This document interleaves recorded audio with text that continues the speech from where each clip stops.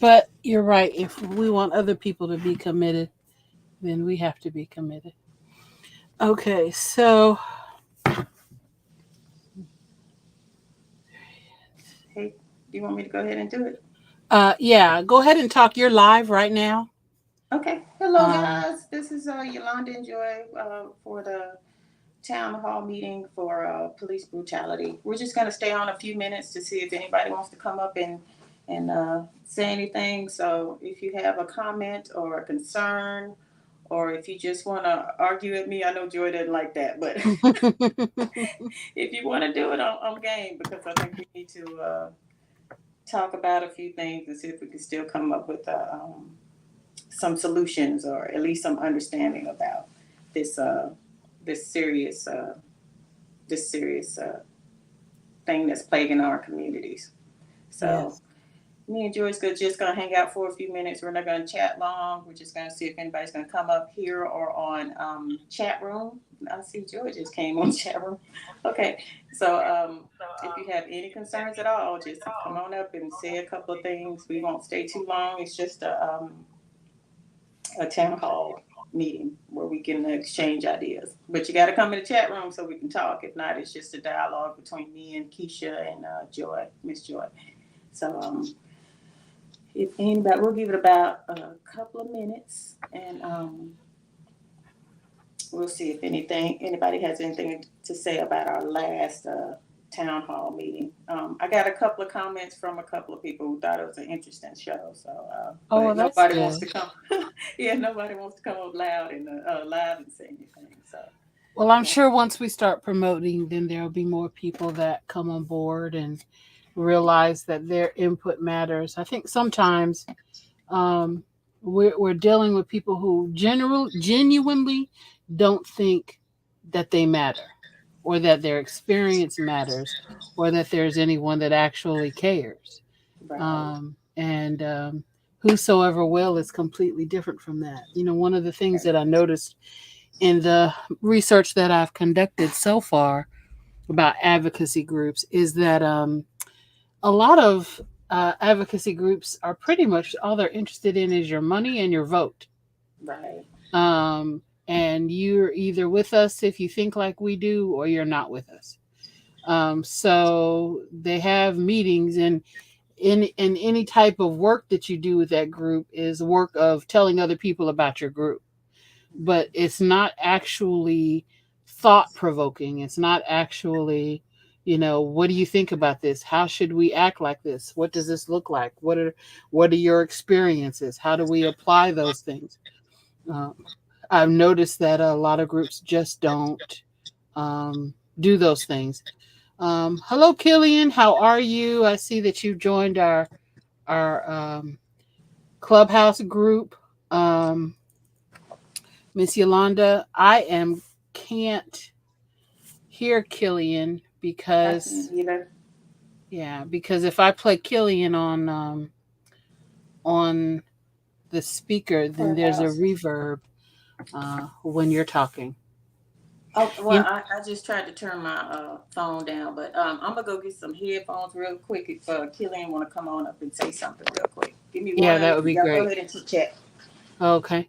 Uh, Killian, thanks so much for joining us. I'm gonna turn the volume up while Miss Yolanda gets the headphones. If you are interested in sharing what you feel about police brutality, then we're interested in listening to what you have to say.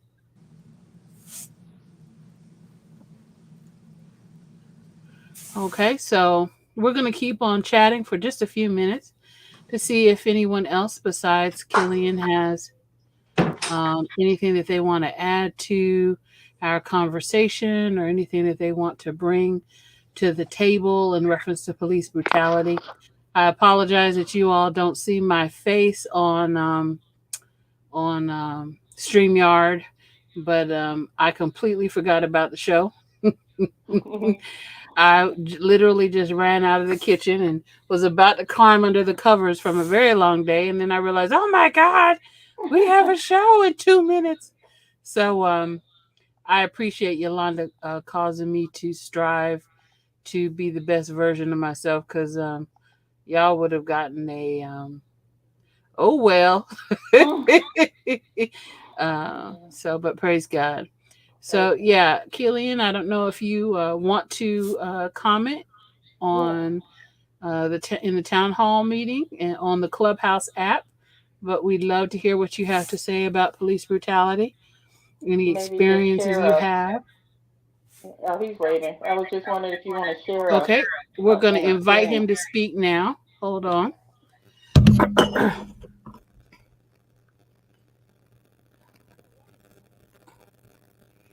All right, Killian, you're on and you're welcome to speak. Yolanda, I'm going to mute you on StreamYard so that you're coming out on Clubhouse, okay? Okay. So, all right, go ahead, Killian. What do you have to say, sir? Hello? Oh, hello. Can you hear me now? Yes, I can. How are you? Hi. How you doing? Yeah, Um, I'm just curious. This is WS. What is this then? okay, WSW stands for Whosoever Will. It's Whosoever Will Biblical Advocacy and Education. And our goal with this organization is to help people who call themselves Christians to be informed about their community and informed about what's going on in the lives of other people. We've noticed within the last maybe 2 or 3 years that a lot of people of faith are not in touch with the world and what people are experiencing. So, our hope is that by starting Whosoever Will, we give an opportunity of people who really want to operate in the love of God, who really want to represent God correctly, to give them an opportunity to be informed and equipped to be able to do that. So this is once a month. We have an open town hall meeting where you don't have to be Christian. It doesn't matter. That's not what this is about. We're not here to indoctrinate you or to convert you or anything like that. This is here. We're here to listen to other people. We're here to Okay. get your input. And today's topic is police brutality. Did you? My input on this. Okay, well, wonderful. On both. Uh, A whole lot. okay, well, great. I actually think I know. I think I actually know how to solve it too. I don't have input. Okay. Why don't you tell us your experience and what it is that you think that people should know about police brutality, and tell us what's going on Okay. with you. All right. Well, I actually am Christian, Okay. and my wife and I are Christian, and we. It's actually sad that these stories. I'm about to tell you a story about the situation I'm in right now. Okay. And it's actually sad that there should be a lot of. Everybody should know about any of these type of situations. Right. So basically, my wife and I grew up together in youth group actually, Okay. and in young adult ministry, and eventually we got married. And being Christian, being good people and everything, but for some reason or another, on August 2nd, 2018, her brother died of an overdose, and he's over at his family's house because he still lived there at the time. And my wife's sister-in-laws were there, my father-in-law, everybody was there, but there happened to be a large police presence, Okay. larger than was supposed to be. And my wife and I arrived at the scene. Obviously, she's hysterical. And her younger brother, he was only like 31 at the time. Okay. And we were in our 30s. And, so he's there, his body's there, passed away. And her other brother comes in and says something very rude and horrible to the father in the Bible, and says, in the Bible it says you reap what you sow. So basically he was blaming his father for the passing of his son. Okay. And then when that happened, he looked like he was going to hit his father. So my sister-in-law intervened and hit him. And police to grab my brother-in-law and pull him out of the house, right? Okay. So, and then, but when that happens, that cascaded into the police now creating their own situation, which they then they left the body that was downstairs and ran upstairs and kicked the door open. Okay. Started harassing the family. Oh my. And they started to, and they started to scream and yell and stuff. And they called for 1 or 2 rounds of backup. So it went from 8 to 15 police all the way up to about 25, 30 police that were at the house now, which is way too many. Right. And for whatever reason, one of the cops is actually the sergeant at the scene. Okay. Earlier before, he had already grabbed my wife and she just tried to look at her brother's body. Okay. I guess he's handsy. And when she went outside to try to address her brother who had said the crazy thing, and she wasn't anywhere near him, meaning she's at least up the stairs and within 200 feet away from him with a bunch of people in between. So there isn't any reason why the cop would do this, but he decides to grab her again and says if she doesn't calm down, he's going to arrest her, put her in jail. Okay. All she was doing was crying, you know. Wow. So then he starts to grab her, my wife, push her inside, and push her and slam her on the wall while I'm on the porch trying to talk to the backup police, telling them to make sure the brother's gone.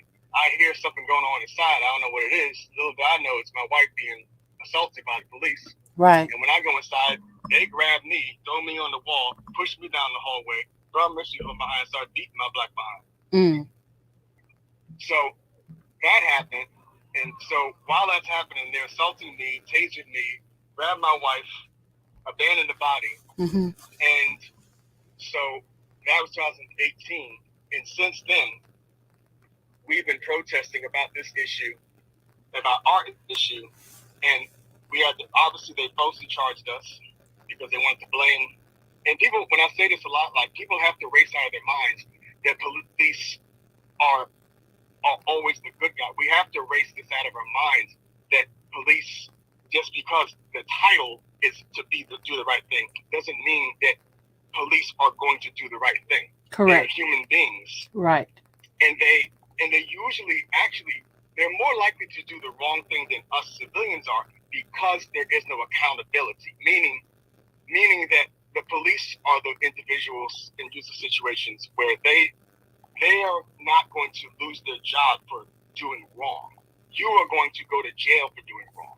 So if there's going to be a situation in which there's 2 people, a police telling one story and the perpetrators were telling another, I'm going to believe the perpetrator, quote unquote, over the police simply because the perpetrator has less reason to do the wrong thing. Does that make some sense? I'm very logical. So I know this because I went through the entire legal process. Okay. And where they charged me and my wife with a bunch of stuff, and we got severely traumatized. Unfortunately, the church, most of the Christians didn't want anything to do with it. Okay. You know, they would, you know, when we would tell them, you know, you need to do this and this and this and this protest, this is what's going to be done. They'll usually, let's say they'll power away and be like, well, you know, let God deal with it, let this, let that. But meanwhile, there's things that got to be done. Right. You can't just pray and just expect things to go away and leave the person who's in trauma and going through accusations and going through needing to be rebuilt and kind of pretend like, you know, it's just kind of be okay. But it's kind of an all hands on deck situation. This is how it happens. It's an all hands on deck situation. It's a situation in which all people need to be there. Essentially, if it's a church or Christian or anything like that, people around it call themselves brother and sister Christ. They have to drop what they're doing. They have to say, this is more important than whatever's going on in my life. Right. And they have to attack because the enemy, the state, when it's police brutality, that's what I'm saying, police brutality. Not if someone did something wrong, not to, you know, but when the state is choosing to go against you, okay, you gotta have an army. And you got to have protests. You have to let them know that you have people there that are not going to tolerate you abusing their brother. Right. That didn't happen with us. But what happened with us, we ended up having to go to people that weren't Christian to support us and gave us some of that. And that's what hurt. Okay. So now we're in a civil suit. Got charges taken away in some way. We but they're still trying to mess with my. I was a teacher at the time, so they're still trying to take my teacher's license, despite me not being convicted of anything. So it's almost like the system designed to, when they mess up, there's precautionary methods put in to go at you again to make sure that they're not to blame. I got you. There's a pastor I know. His name is Preston Thompson up here. He said that the justice system is designed to protect itself. So if they do mess up, now they might get somebody that you want, right? That might happen, right? Might not always. It's about a 10% chance. I mean, I'm a mathematical person, so statistically speaking, there's a 10% chance that your crime will be solved by the state. So there's a 10% chance. Obviously, maybe something easy, like someone's keeps on breaking into your home over and over again. Maybe something's going to happen. But if it's like, so if they do mess up, do not expect them to fix it. I mean, and unfortunately, so I say that, like, the way to solve it and what needs to be done is, well, as far as the Christian's perspective, is we need to realize that we're all a unity, we're all a unit, and that what happens to another means that it can happen to me. Right. So therefore, you need to treat it all as I like to give like a. I know I'm talking a lot. Right? No, we're glad to hear your input. Go ahead. So like, I like to give an analogy. This is a little dirty. An analogy of what if you replaced someone being beaten by the police or falsely put in jail or killed with your child is being raped on video by a cop. Would you be like, well, let it pass? Let's just let the state deal with it? Or you probably wouldn't tolerate the abuse. The cop going on. You wouldn't tolerate the cops or the state getting away with it, and you wouldn't tolerate the child or the parents being fixed, because usually with justice it takes two things. It takes accountability and it takes restoration of the victim. Right. But what we do with police brutality is we only try to restore the victim with financial means. And that doesn't cut it. And the worst part about it is that even those financial needs that you restore, you have to fight tooth and nail to get those financial needs that you need to restore. And so we, as the people that provide the taxes, if you want to put it in the Christian perspective, like it says that my foundation is on justice. So we're ignoring that whole entire aspect of Christianity, in my opinion. I don't think that that's really. I mean, as far as Americans, I don't see that urgency. I mean, yes, I see some people that are evangelical that are like concerned about babies dying and stuff like that. But what about your liberties? Right. You know what I'm saying? Like, what about your liberties? And it's not there, I think, because it's I don't want to say it's a brainwashing, but it's an unintentional brainwashing that is happening in the country. Okay.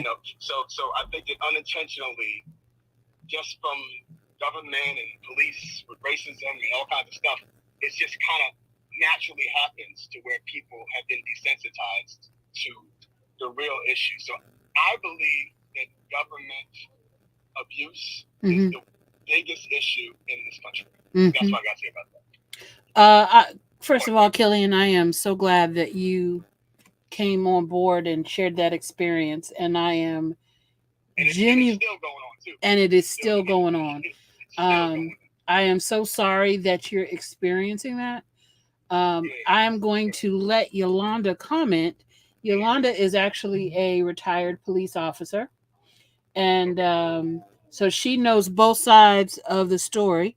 In addition to being an anointed woman of God, and Yolanda, what do you think about Killian's experience? Can you hear me? I know you put me on. Well, I put you on mute on StreamYard, but StreamYard can hear you by way of Clubhouse, so everybody can still hear you. How do you say your name? Is it Killian or Killing? Keelan. It's either Keelan or Keelan. So either one. Okay, Keelan. Okay, and you said, I'm sorry too, you had to go through this. This just sounds like a nightmare, and I'm sorry your family is still going through it, because everything should have been handled that night. I really do think that. Tell me again, you said a family member of yours passed away that night. Oh, did you hear everything? Or did you couldn't hear it? I heard most of it, but I just want to make sure I have everything in my brain before I break down part of it, so I can let you know that some of the things the police officers, I want you to know the steps that police officers have to take when it comes to a scene where there's somebody who passed away, first of all, because that technically at that point is considered a crime scene, because we don't know how they died. Does that make sense? Yeah, it makes sense. Okay. And so, but I want to make sure I honor the person. Did you say it was a brother of yours who passed away? They can do that, but you have to realize already that they were already biased towards the family, just to the police officers from racist things in the past. So there's the other things that the people aren't aware of. I don't doubt it, but I just and I understand that's part of it, but I also want you to understand the function of the police officer at the scene at the time, and then I want you to. Yeah. But they said that too. They said something about homicide or something like that. They said something like that. One of them said that. Well, even if it's a natural death, if we get there and it looks like nothing happened, and somebody just died in their sleep, it's still considered a crime that we have to figure out. And so, because of that reason, I want everybody to understand that when we get there, we have to keep people back from going in to see the person or tampering with any type of evidence. Yeah. And so, people, their emotions run high because they just lost a loved one. And so, I can't tell you. I had a lady run over me. She like knocked me down and ran me over to get to one of her loved ones that passed away. And a lot of people do that. So that's not what happened here. Okay. Like that. I thought you said there was some kind of disturbance between, was it your father and another? You didn't hear specifics. Specifically, let me explain specifically. Specifically, it was this. Yeah, you probably didn't get the main stuff. All right, here's the wrong things to contradict. One, my wife tried to just look over the shoulder of a cop, and the guy there got aggressive. Number one, right? So that's the number one issue. That same cop. The next thing that happened was that my in the house. So in the first floor, there was my brother-in-law. He was there dead. And the second floor was number one. There already was too many cops on the scene. There was already about 15 cops there. You said they called for cover. No. Later on, no. Turned to 30 when they called for cover. No, it was already 15. It was already 15. So it was a homicide thing. No, it wasn't. No. They just was there. They were just 15 people showed up for a person who had passed away. Is that what you're saying? So was this a funeral, or were they No. This is at his house, and he's dead. Wow. Okay. Keep going. Yes, they were wrong. Trust me, they were dead wrong. Okay. Trust me. Can you tell me, if you don't mind? You don't have to. I'm just wondering what happened to your brother-in-law. How did he pass? It was a drug overdose. That's all. A drug overdose. Okay. And so, and they knew it when they saw it because they saw the cocaine, so they didn't need to. No, there was nothing. Yeah. Trust me, I've looked at this thing in and out. These people act a fool, and they need to go to jail. That's all it's doing. Trust me. Okay. So they got there was a drug overdose. Mm-hmm. And so they had to secure the scene again because it was a crime scene at that time, because there was a liquor register, and they didn't know how brother-in-law had passed. Does that make sense? No, they did know. They just wanted to. They did know. we don't know necessarily until we get there. I'm telling you, when they got there, they knew. This is the problem I have. I don't want anybody trying to tell me that maybe the cops did something right. I was there, and I'm telling you, they are wrong. You just got to trust me with that. You got to take my word, or you got to take my word, or not. You know what I'm saying? You can't think maybe something. I'm telling you, I was there. We were all there. They were bad. Period. Okay, so okay. I'm not disagreeing with you that the officers probably weren't.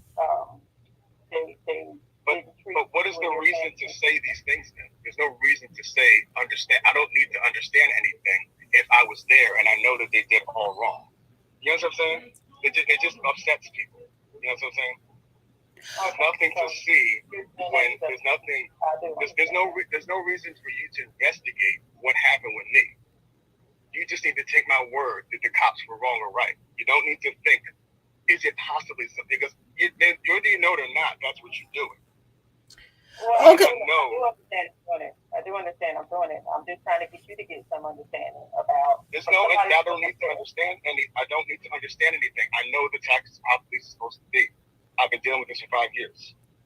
We're in a lawsuit. There's nothing that the police did correctly, and they didn't handle things properly.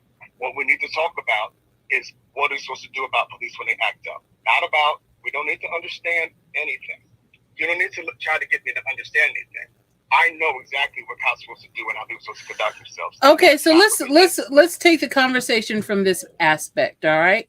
So, Killian, based on your experience, let's just say another person winds up going through an experience with police brutality.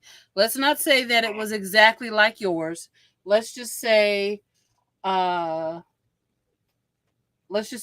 unfair traffic pullover. Okay, so that we're getting out, so that we're not getting diverted from the goal of this group. So let's just say someone experiences something in an unfair traffic violation, and when they are going through that experience, how should the church respond?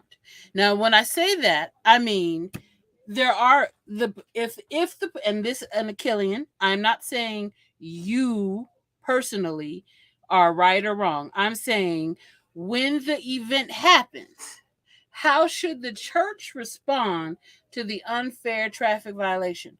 Do we wait until someone says innocent or guilty? Do we assume that? We don't wait. Hmm? Don't wait. No, we don't wait. We figure it out ourselves whether we think something's right or wrong. We don't wait for the police to investigate. We don't wait for the state to investigate, because the state 9 times out of 10 will not do anything. So you find out for yourself if something's right or wrong. You trust the person, or that's something that's much smaller. You see, something that's small like a traffic ticket or not, that's something that's so small that it's hard to find out the intricacies, whether there's innocence or not, or this or that. But when it's something that's on a higher level, in which like this, because like a situation like mine, number one, you have to ask yourself, why would anybody be arrested at a death scene besides the fact that someone did something with the murder?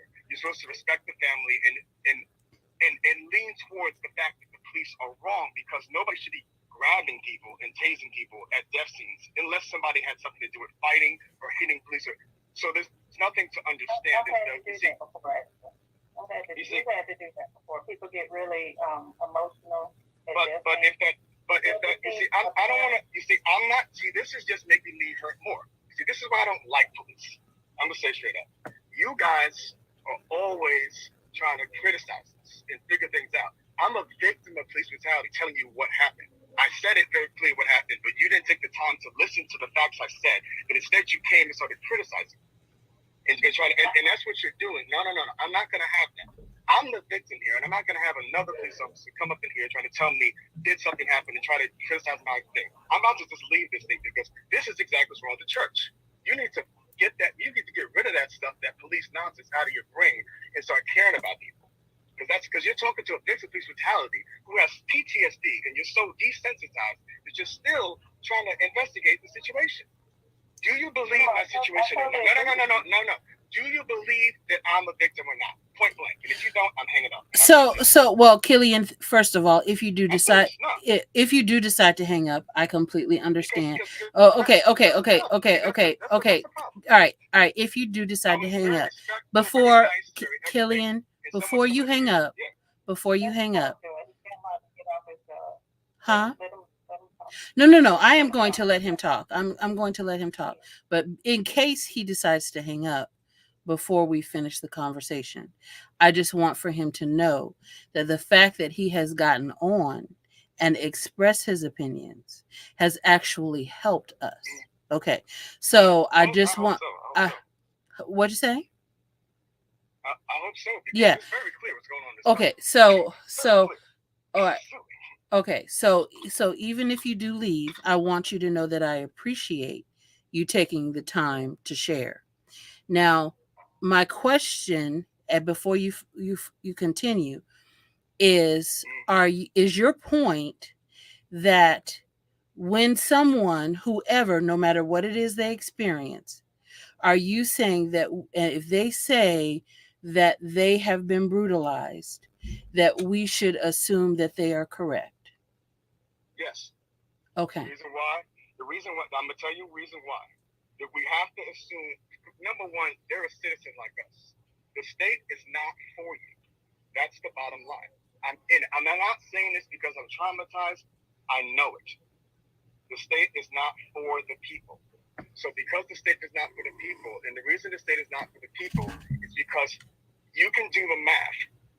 Nobody gets held accountable. You know what I'm saying? Nobody, by accountable means nobody is, and I understand the intricacies of, as a police officer, your job is to,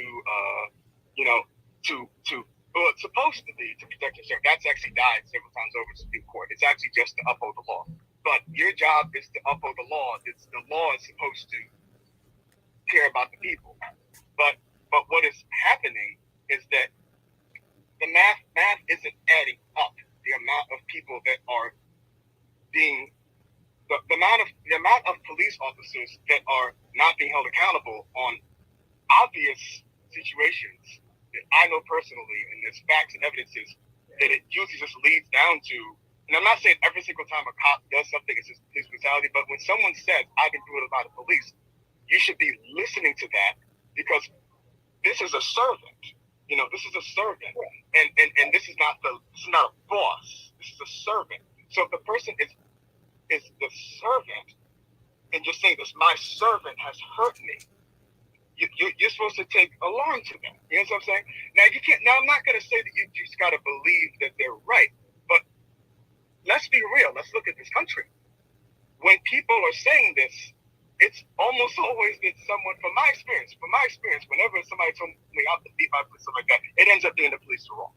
And the reason why is because when the police get to these scenes, some police officers, probably 90%, when you take, and this, whoever it is, Yolanda might not agree with me, but I know it's 100% true, subconsciously they know that they're not going to be held accountable. So they're more liable to do something that is not correct. It's just what it is.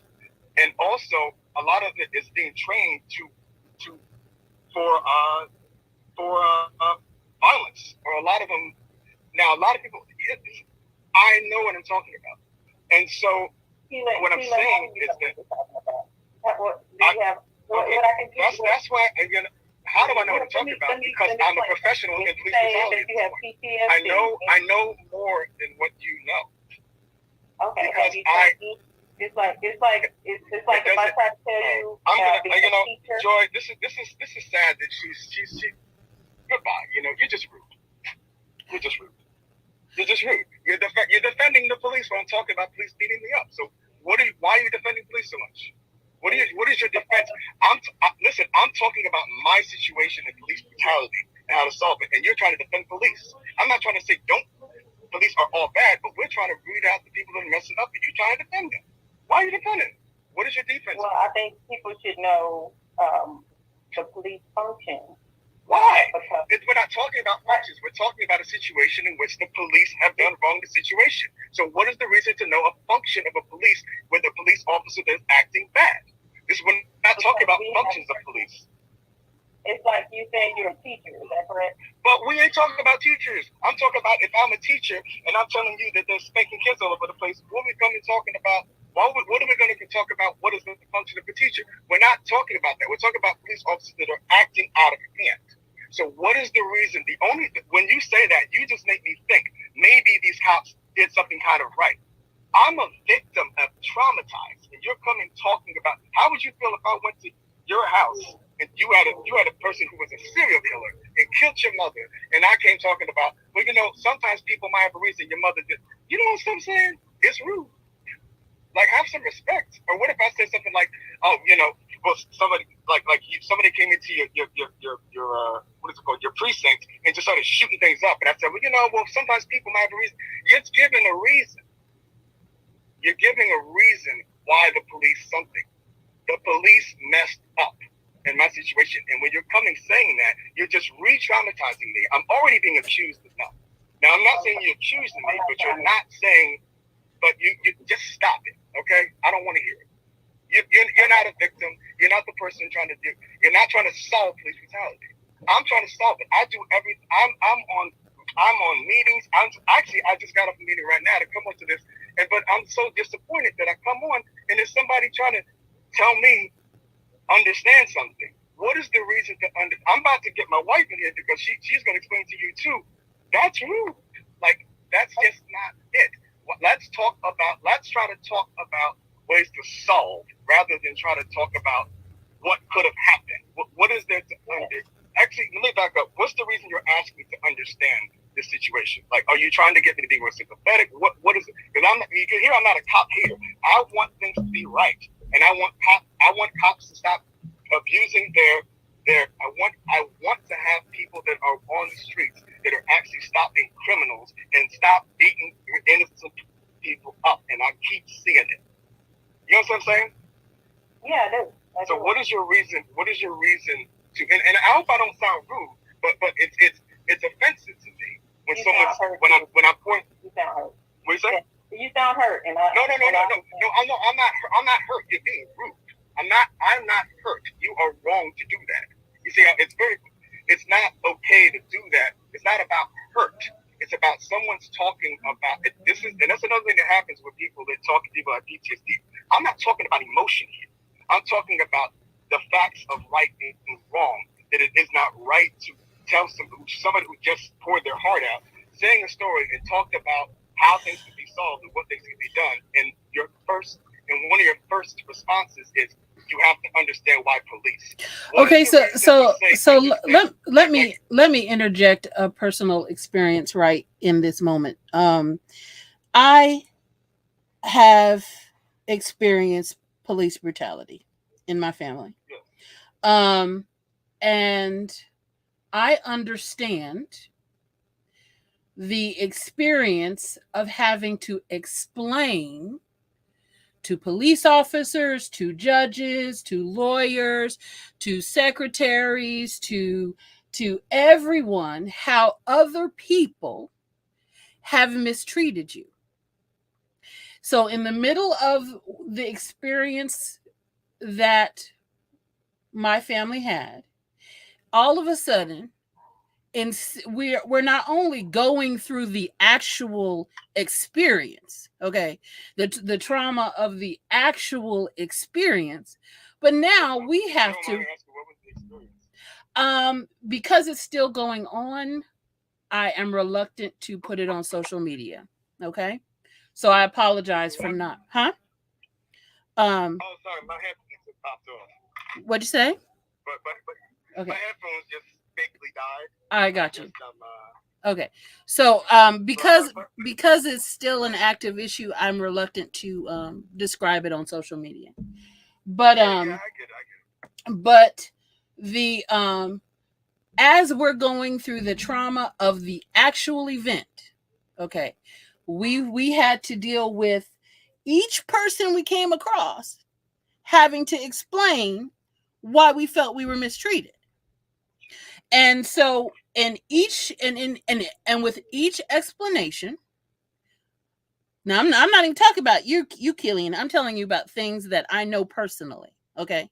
So with each explanation, we got angrier and angrier and angrier. Explanation of people like not believing. Well, it depended on the person that was involved, because there were certain people that did not do their job correctly. And because they did not do their job, and we know they did not do their job, those people were in defense mode. So those things, so those facts that would have revealed that we were innocent, oh, they lost those facts. Okay. Those facts that would have all the things that would have shown that, you know, we were victimized, all of a sudden, oh, we can't find that file. I'm sorry, I don't know what happened to it. Anything that made us look wrong and them look right, we had to fight against. And so that's the fight, in addition to the emotional trauma of the actual event. Okay. So you're fighting to explain why the system is wrong, and then you're fighting. I'm gonna say something when you're done. Okay. And then you're fighting the emotional trauma behind the event that actually happened. Now, the thing that I noticed in what our family experienced was the fact that the default opinion of anybody that was within the system was that they were right and we were wrong. And so you're caught now according to the system of law, it's supposed to be that you're presumed innocent until proven guilty. Okay. But that is not the reality of the experience within the judicial system. So because the reality of the experience is, oh, you need to show me why you were wrong. Okay. Versus why the system was wrong. Okay. So I am not arguing, and I don't believe Yolanda is either, but I can personally tell you, I am not arguing the frustration of having to have people question your integrity. I'm not arguing the frustration or the anger that comes when all of a sudden you weren't doing anything and now you have to be in defense and prove mode. I need to prove myself to you. Who are you? Do you understand what I'm saying? Why do I now have to explain to you, complete stranger who has no interest in who I am or what I experience, as to why I am on the right side? I know exactly how that feels. Okay. So the thing is, I don't get it a lot. I only get it certain people. Okay. I've only gotten it 2, 3 times, 4 times. Okay. And it's been thousands of people I've told this story to. Okay. And they all don't question it. Okay. Okay. Well, that's a good thing. So I do understand how you feel in having to be someone questioning you. Okay. But if you right now, Killian, all right, if you were put in charge of an organization that is now going to address police brutality and wants to actually practically deal with the issues of police brutality, I don't personally know how you would be able to actually effectively deal with it if you don't know the circumstances. Okay, I don't know how if I'm if we, I don't think that's true, because I'm trying to tackle it as a whole. I don't need the circumstances. I'm not you know, I'm not trying to attack it. My tactic is not one by one, little by little by this by that. Gotcha. My tactic. You know what I'm saying? There's other tactics. There's other tactics that can be done. Okay. Okay. Sorry. Go ahead. No. That's a very, very, very good point. Yeah. So explain to me what your other tactic is. If we're not going to go point by point, example by example, which is the micro. You're talking about the macro, right? Huh? Well, I know a microwave and a macro way. Okay. But the macro way is enforcing, giving the power in giving the investigatory power of accusations to the people. That's the macro way. Okay. Called civilian review boards. But a civilian review board that actually has the complete power. Not, you see, the United States of America has never had, for a while, we don't have, there's a saying that it's toothless. The power of, if the power of, because right now, I actually marched from Montclair, New Jersey. I don't know, what state you guys are in? Sorry, where y'all at? I'm in Georgia. Yolanda's in Texas. Oh, Texas. Mm-hmm. You're in Texas. All right. So, well, I'm at a smaller state. I'm in Georgia. Okay. But my mother's down in Georgia. I got a cousin there. Okay. You in Dallas or Houston? Or where you at? She in Dallas, Houston? I'm in Texas. No, but what part? Yeah, I don't want to get you about my. Oh, okay. All right. I just want to know if it was north or south, so it was hot. That's all. But I guess it's hot all over the right now. Anyways, so I marched from. It was like 50 miles, lots of miles marching for what's called civilian review board. Now the macro way is basically, how do I say this? If the power of the state, if the power of right and wrong of us is held by the state, and the state is the only one that's going to give the power, going to tell us we're right or wrong of them and ourselves, it only makes sense to me that we should have equal power to determine whether the state is right or wrong. It's actually the Constitution too. Constitutionally, originally, the state is supposed to have less power than those in the government, and there was only one person who voted against it back in the 18 and 1700s. So, see, I have research. So that's one way, is to give the power to the people as to determine whether the state did right or wrong. Now, I know that it sounds scary, because then you're saying, oh my gosh, you're going to have people that are just going to be throwing people in state in jail willy-nilly. But that is what's happening on the reverse side. So the power has been shifted. Now, there never seems to be put more in the power. I don't believe that the power needs to be completely in the people, nor the power completely in the state. But the power dynamics that need to be shifted. That's the macro way.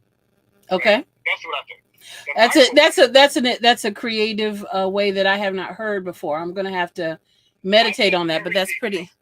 Say one more time. Yes, as a matter of fact, Yolanda did bring up about having a review board. So so you all are actually in agreement. So I just want you to know that, Killian. All right. Now, what is your microwave? The microwave is that I do believe that the people need to figure it out themselves. Not many of them say, okay, let's say you got a church and stuff, somebody gets beaten by police and stuff like that. They say I got beat up. Yes, it is true. You can't just automatically assume 100%.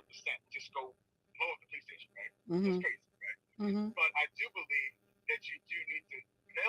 Don't start just trusting the state to just do the right thing and just sit back with your feet. You know what I'm saying? I believe that yes, you can investigate and stuff, right? You can investigate, and I think it is right to find out what's right or wrong. But at some point, it's kind of like, if it's a bigger your church, you gotta kind of trust them a bit from the beginning. You know what I'm saying? It's gotta be, you know who the person is, you know what they act like, you know what they do and they don't do, and now it's a stranger that's saying something.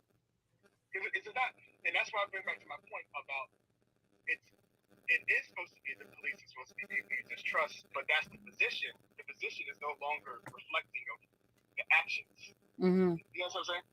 So I believe that yes, you can investigate stuff like that, but if the person comes in and it's something obvious, like, you know, they're missing a leg or something, like, you know what I'm saying? Mm-hmm. This is crazy happening. Then it's kind of like, I don't really like to look at situations where it's like gray, it's iffy. I like to look at situations where it's point blank and it's like, oh my gosh, what happened? Mm-hmm. I believe my situation is one of those. Mm-hmm. The reason why I believe my situation is one of those is because my attorney said this is something that says makes me go, what is the reason that obviously if someone gets, there's a crime scene, whatever, and someone gets arrested, your first thought is probably, okay, did they have something to do with it? You know what I'm saying? Did they have something to do with the murder? Is that the accusation? The next thing would be, okay, did they start hitting cops and stuff like that? Did they start hitting people and everything? Even to that, I asked one of the cops when I was under custody. I said, if my mother-in-law started punching at you and saying, "Oh my gosh, would you arrest her?" He said, "Of course not." You know why I said that?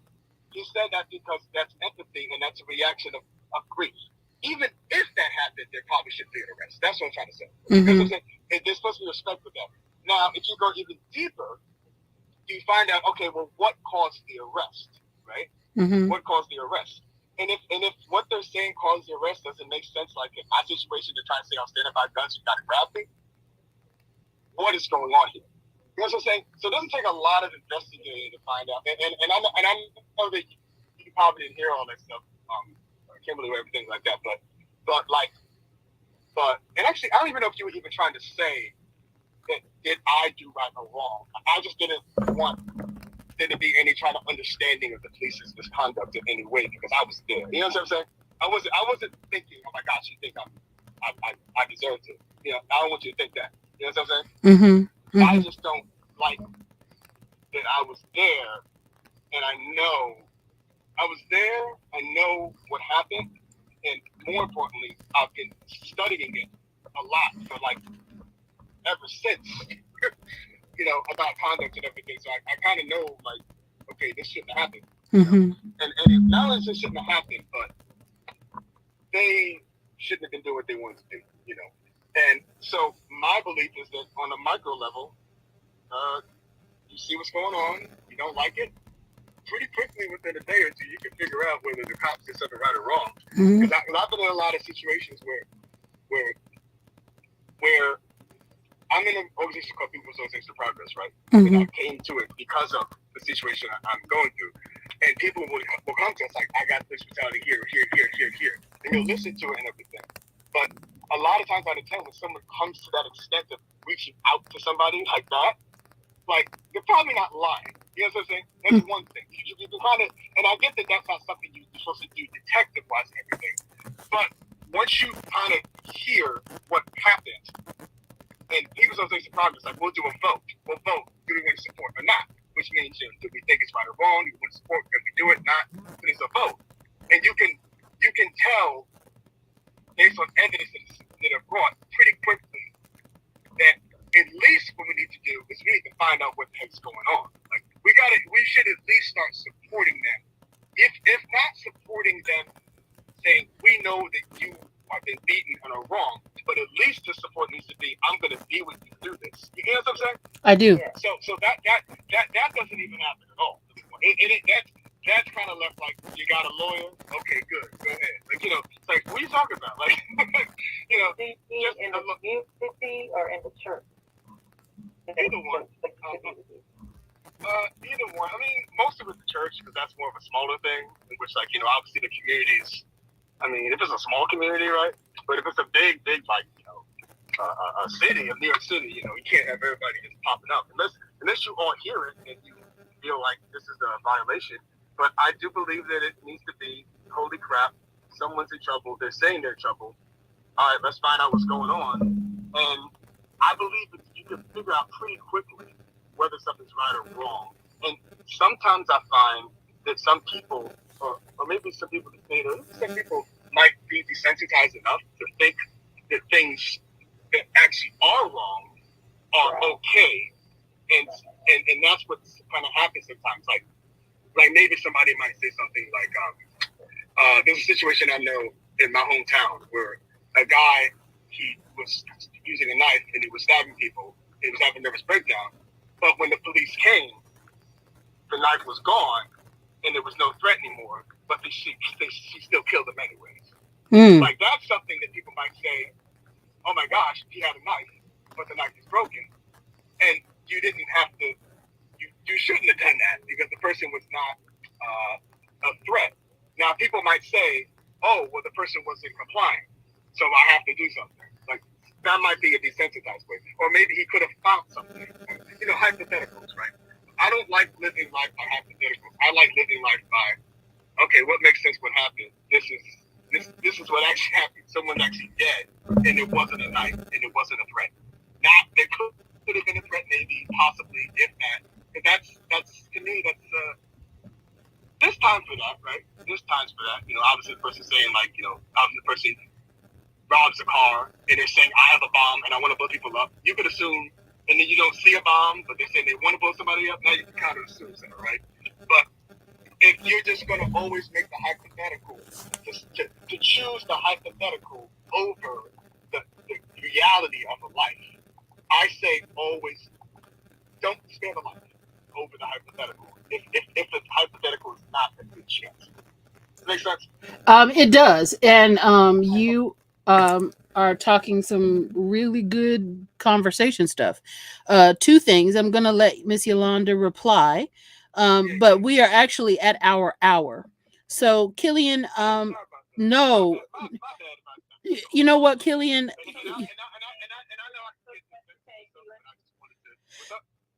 We're so glad you came on here today. We really appreciate hearing what you're going through. Yeah, but yeah, you have no idea, Killian. You think you are causing a problem, but you're actually helping. You're actually helping. So I didn't hear what Kimberly said. Oh, We're saying you're helping us by coming on here, and you're helping the community. You're helping the Black community. You're helping underserved people. I love some of the points you made. One of the points you made, and you were very brave to say, is that you have PTSD. And this is something that Joy and I just spoke about briefly a couple of weeks ago. I looked it up, and it says African Americans, Black people, suffer the most PTSD than any other group in this country right now. So, yeah, so it's really important that we get these Yeah. I got a lot to talk about with that too. Yeah, good. But I don't care.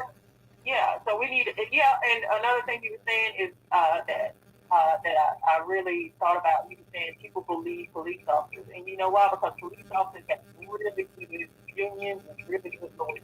We have a lawyer on top of lawyers on top of lawyers. Kind of I know. I didn't know what that means, layers. Yeah. We have a lot of unions too. We don't just have one. We have about 7 or 8, I think. And There's the PBA, the PBA, we got the Black Police Association, Asian. Surprisingly, the Fraternal Order Police actually supported the George Floyd Act, but some of these crazy Republicans kicked it out. Surprisingly. Wow. Surprisingly.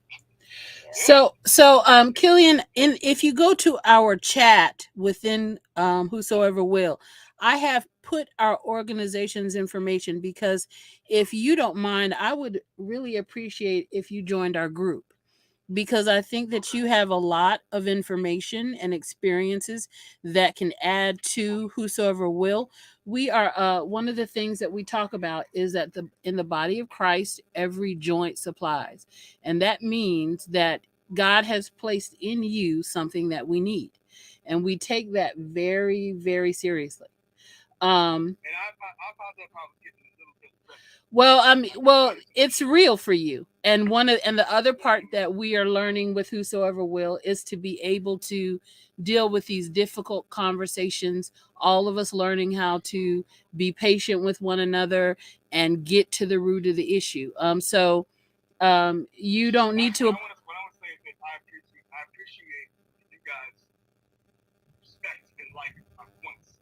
A lot of people don't. A lot of this stuff I'm talking about, a lot of people's heads. Gotcha. It's too simple. Almost. Gotcha. It's almost too what do you call it? It ain't simple. I mean, it is simple if you think about it. Like, because you kind of get closer to the truth. I kind of believe. I got this phrase from this guy. Mm-hmm. He's a therapist. He said the closer you get to the truth, the easier things get. If you get to the, that's what he said. He said the closer you get to the truth, the easier things get. And he said something like, if you want to not get divorced, just don't get divorced. Because confusion stuff. So I think you got problems. You got police acting cool. Some police acting cool. You gotta go. Somebody acting up. Somebody needs money, give them money. Somebody gotta move, help them move. Right. So moving, and like I get that now. Like, if somebody needs help moving, and it's in the church, Mm-hmm. it's like, all right, Pastor Deacon blah blah gotta move, and he ain't got no money, and he's 70 years old. Right. You gotta go. He can't figure it out himself. Right.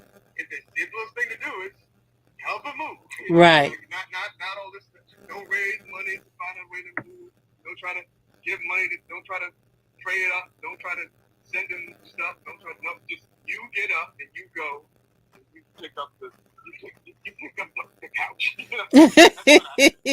and to be on, if you can, and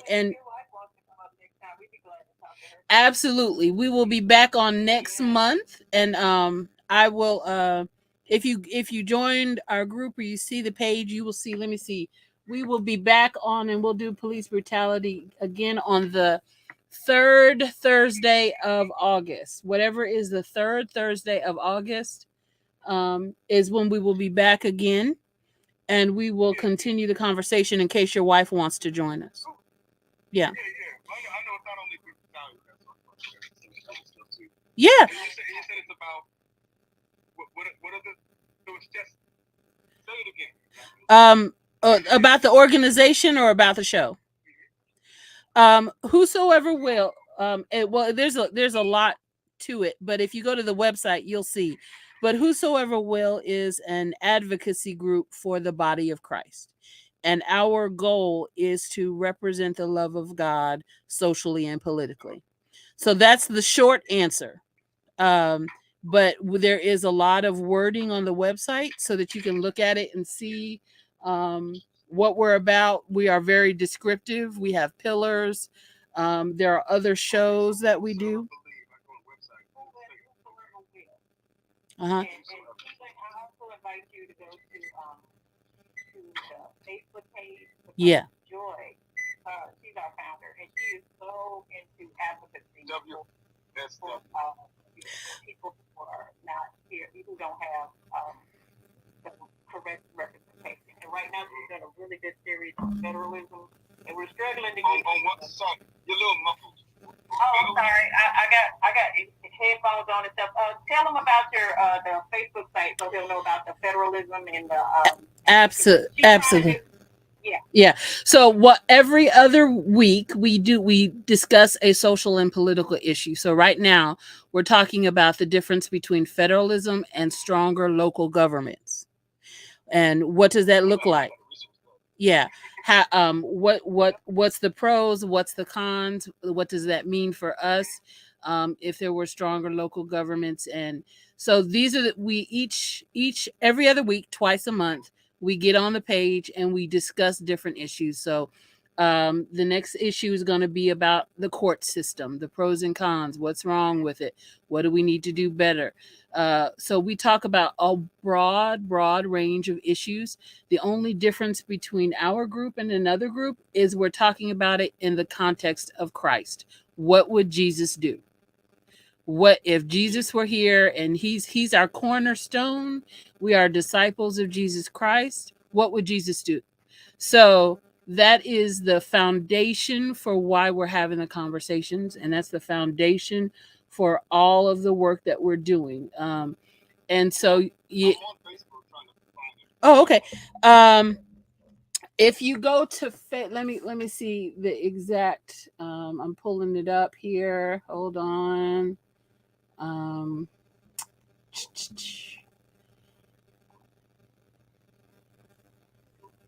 right. I joined on here, but it literally just popped up on my phone with you guys on the Clubhouse. So I was like, oh, what's this? I got you.